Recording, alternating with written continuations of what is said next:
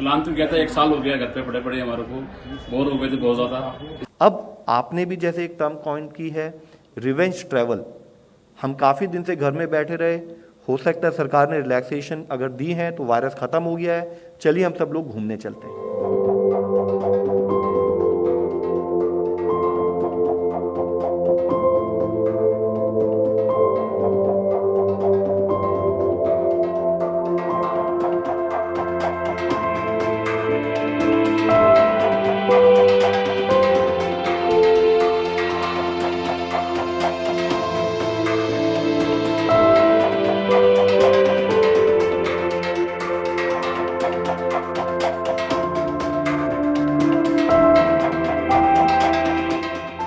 Plan तो किया था, 1 साल हो गया घर पे पड़े पड़े, हमारे को बोर हो गए थे बहुत ज्यादा।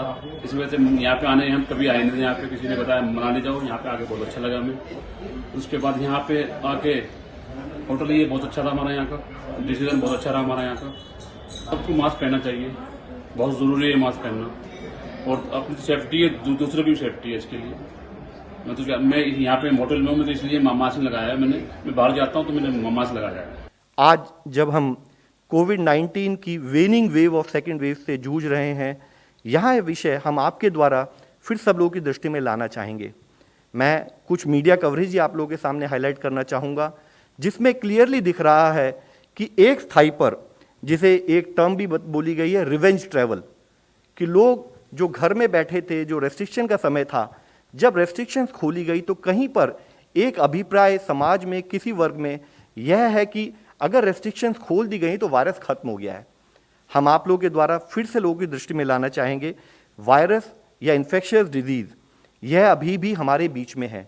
जरूरी है कि कोविड अप्रोप्रिएट बिहेवियर पर हमारा उसी स्थाई से, उसी स्तर से हमारा कार्य चलता रहे, नहीं तो हमारी एक भी भूल फिर से वायरस को हमारे बीच में फैलाने के लिए उसको एक मौका देगी। आप देखें जैसे हिल स्टेशंस में लोग बिना मास्क के घूम रहे हैं, बिना फिजिकल डिस्टेंसिंग के घूम रहे हैं, बाजारों में बिना फिजिकल डिस्टेंसिंग के घूम रहे हैं। यह ऐसा एक माहौल क्रिएट करेगा जिसमें अब तक जो gain in terms of management of Covid जो हमने लिए हैं वह फिर से नलीफाई हो सकते हैं, वह फिर से हम उसको भूल के फिर हमें एक और चैलेंज का सामना करना पड़ सकता है। हमें यह समझने की ज़रूरत है कि यह कंटिन्यूस बेसिस पर लड़ने वाली लड़ाई है, और हम शुरू से हमेशा ये कहते आए हैं help us to help you.